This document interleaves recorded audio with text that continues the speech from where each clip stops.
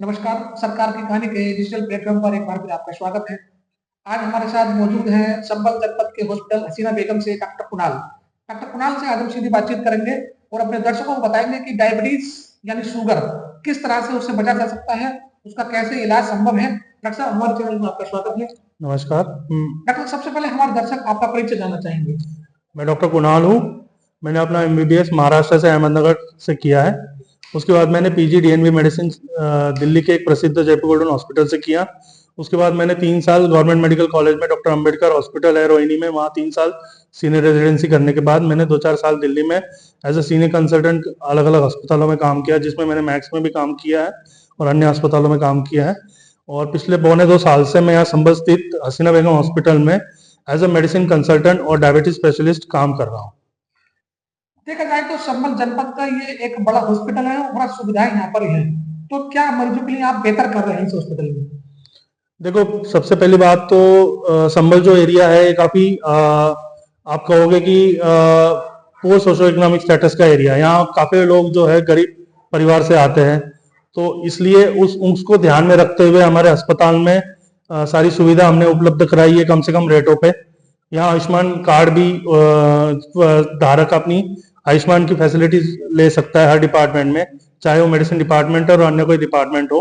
तो हम ज्यादा से ज्यादा कोशिश कर रहे हैं कि जो गरीब मरीज है आयुष्मान के द्वारा भी यहाँ इलाज कर सके, हर तरह का इलाज, जैसे सर्जरी हो, गायनी हो, मेडिसिन हो, पीडियाट्रिक्स हो, हड्डी वाले डॉक्टर का इलाज हो।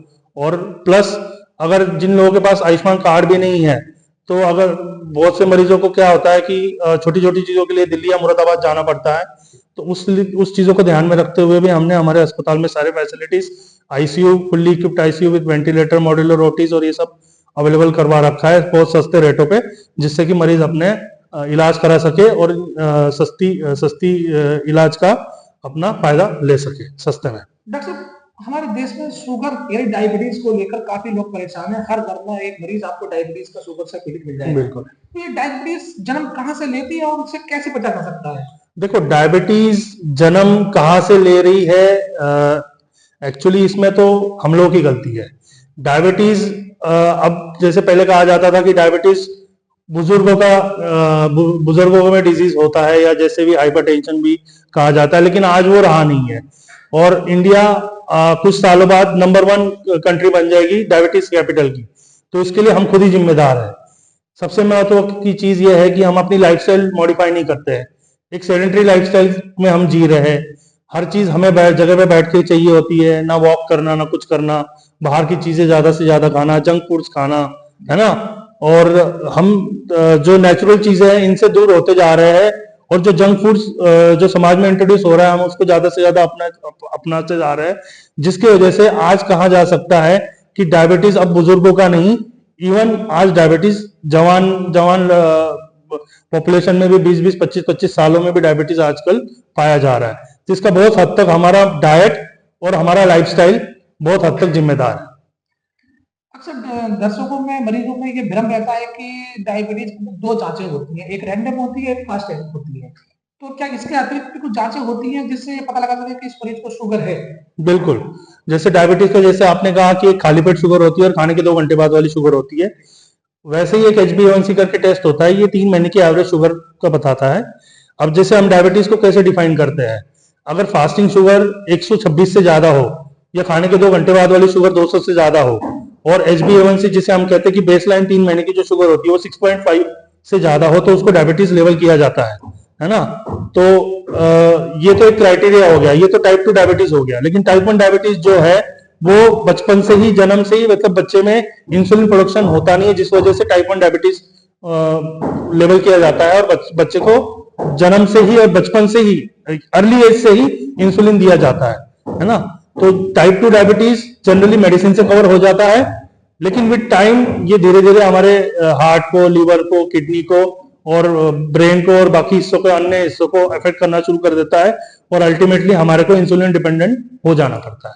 डॉक्टर साहब, शुगर का नाम सुनते ही यानी डायबिटीज का नाम सुनते ही ये मरीज घबराता है, उसका रीजन क्या है और उसको कैसे घबराना ना हो, उसका क्या बचाव है?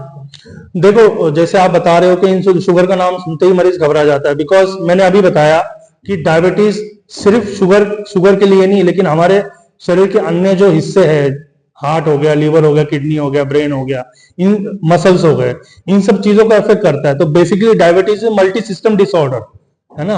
तो इसकी वजह से हमारे अन्य शरीर के जो मेन मेन हिस्से वो भी इन्वॉल्व होने शुरू हो जाते हैं, धीरे धीरे कॉम्प्लिकेशन हो जाती है, जिसकी वजह से आगे जाकर फ्यूचर में क्रोनिक किडनी डिजीज हो जाता है, हार्ट फेलियर हो जाता है, किसी को रेटिनोपैथी हो जाती है, किसी को बहुत सारी चीजें दिक्कतें होती है, लगातार स्ट्रोक आने लग जाता है मरीजों को, जिसको हम लकवा कहते हैं।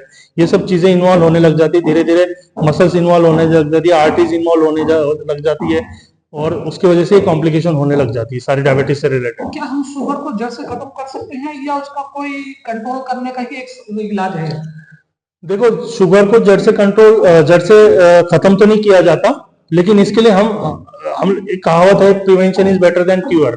तो हम शुगर को होने से प्रिवेंट कर सकते हैं। इसके लिए हमारे को लाइफस्टाइल मॉडिफाई करनी पड़ेगी, अपने डाइट पे कंट्रोल रखना पड़ेगा। आज हम बहुत यंग एज में बहुत सारी मीठी चीजें खाते हैं, राइस और ये सब जो चीजें होती है, जंक फूड्स जो होते हैं, उन्हें हम लिमिट करें। कभी कभार लेना अलग चीज होती है, लेकिन आज देखा जाए तो हफ्ते में 2-3 दिन तो हम बाहर का खाना खाते हैं। फ्रूट्स, जो नेचुरल फ्रूट्स होते हैं, वो हम धीरे धीरे हमारे डाइट से धीरे धीरे वाइप आउट करना शुरू कर दिया हमने। आइडियली हम लोगों को फ्रूट्स पे और इन चीजों पे ज्यादा कॉन्सेंट्रेट करना चाहिए। जो नेचुरल जो वेजिटेबल्स, ग्रीन लीफी वेजिटेबल्स और ये सब चीजें होती है, ये हेल्थ के लिए भी बहुत अच्छी होती है, और इससे आपको डायबिटीज, हाइपरटेंशन और उनसे होने वाले कॉम्प्लिकेशन से भी बचाता है। तो जड़ से तो मैं ये नहीं कहूंगा, लेकिन हाँ, अगर आप स्टार्टिंग से सतर्क रहोगे तो आप डायबिटीज होने से अपने आप को बचा सकते हो, और ये आगे जाके आपको होने के चांसेस बहुत कम कर देता है। क्या इसका इलाज घर पर संभव है या अस्पताल में ही हो सकता है? देखो, डायबिटीज का अगर कोई मरीज आपके पास आता है बहुत ज्यादा शुगर लेके, तो फिर हमारे पास कोई ऑप्शन नहीं बचता, हमें या तो उन्हें मुंह से खाने वाले जैसे ओरल हाइपोग्लाइसेमिक एजेंट्स हम कहते हैं, या इंसुलिन देना पड़ता है। लेकिन जो कोई मरीज हो जो प्री डायबिटिक फेज में हो, मतलब पूरी तरह से डायबिटिक ना हो, तो हम उस केस में पेशेंट को सबसे पहले तो यही कहते हैं कि आपकी डाइट कंट्रोल कीजिए। आप अपने डाइट कंट्रोल कीजिए, मीठे का सेवन कम कीजिए, चलना फिरना शुरू करो, वॉक करना शुरू करो। वेट अगर ज्यादा है तो अपना वेट घटाइए, जिससे कि ये सब चीजें मिलके आपको डायबिटीज कंट्रोल करने में बहुत बहुत हेल्प करती है। तो ये सब चीजें अगर आप कलेक्टिवली अगर आप एफर्ट लगाते हो तो बहुत हद तक ये चीजें कंट्रोल हो सकती है। मैंने कई सारे मरीज ट्रीट भी किए हैं, और मैंने देखा भी है अपने लाइफ में, और स्टडीज भी हुई है इस पे कि बहुत सारे मरीज अगर इनिशियल स्टेजेस में डायबिटीज के अगर वो अपना परहेज रखे, सही खाने पीने का रखे, लाइफस्टाइल मॉडिफाई करे, वॉक करे, ये सब चीजें करे, तो बहुत हद तक बिना दवाइयों के अपनी डायबिटीज कंट्रोल कर सकते हैं। सर्दी का मौसम चल रहा है, हसीना बेगम हॉस्पिटल में किस तरह के मरीज अधिकांश हैं? देखो, अभी तो सर्दी का मौसम चल रहा है, तो इस मौसम में तो जनरली निमोनिया के पेशेंट आते हैं, सीओपीडी के पेशेंट आते हैं। सीओपीडी के मतलब जो सांस के मरीज है, जिनको अस्थमा है, या क्रोनिक ऑब्स्ट्रक्टिव पल्मोनरी डिजीज के जो पेशेंट है, या जिनको टीबी हो रखा है, पहले टीबी की वजह से जो फेफड़े कमजोर हो चुके हैं, तो जनरली इस मौसम में हमारे पास अब रेस्पिरेटरी प्रॉब्लम्स को लेके बहुत सारे मरीज इन दिनों में आना शुरू हो गए हैं। तो मैं मरीजों से भी रिक्वेस्ट करूंगा कि जो मरीजों को फेफड़े की दिक्कत है, कोई भी तरह की फेफड़े की बीमारी हो, वो सतर्क रहे, ठंड से बच के रहे, धूल मिट्टी से बच के रहे, अपने आप को प्रोटेक्ट कीजिए, मास्क पहनिए, गर्म कपड़े पहनिए, और ज्यादा से ज्यादा जो डॉक्टर ने दवाई प्रिस्क्राइब की है उसको आप सही टाइम पे लेते रहिए, जिसकी वजह से हॉस्पिटलाइजेशन आप कम से कम कर सकते हो, और उससे होने के हॉस्पिटलाइजेशन के होने के बाद की कॉम्प्लिकेशन आप अवॉइड कर सकते हो। एक लास्ट सवाल मेरा ये है कि आधी अधूरी जांच को लेकर कुछ लोग मरीज इंसुलिन लेने शुरू कर देते हैं, गोलियां खाने शुरू कर देते हैं, और वो डॉक्टर के पास जाते हैं तो कहता है डॉक्टर कुछ शुगर है जी आप, तो क्या ये सही है? ऐसा करना सही है? नहीं, ऐसा करना सही नहीं है। और दूसरी चीज मैं स्पेशली आपको कहना चाहूंगा कि हमारे सोसाइटी में, हमारे समाज में एक धारणा बन गई है कि एक बार आपने इंसुलिन शुरू कर दी तो सारी जिंदगी इंसुलिन लेनी है। ये मैं अपने प्राइवेट प्रैक्टिस में और पर्सनल प्रैक्टिस में भी बहुत सारे पेशेंटों से एक्सपीरियंस कर चुका हूं कि कुछ पेशेंटों को अगर शुगर ज्यादा होती है, अगर मैं उन्हें इंसुलिन कुछ टाइम के लिए अगर शुरू करना चाहूँ तो हिचकिचाते हैं कि कहते हैं डॉक्टर साहब इंसुलिन एक बार मैं शुरू कर दूंगा तो सारी जिंदगी मुझे इंसुलिन लगाना पड़ेगा। तो ये टोटली बेसलेस है, ऐसा कहीं नहीं होता, और ये गलत अफवाहें फैलाई जाती है मरीजों में। तो मैं गुजारिश करूंगा मरीजों से कि इन अफवाहों में ना जाए।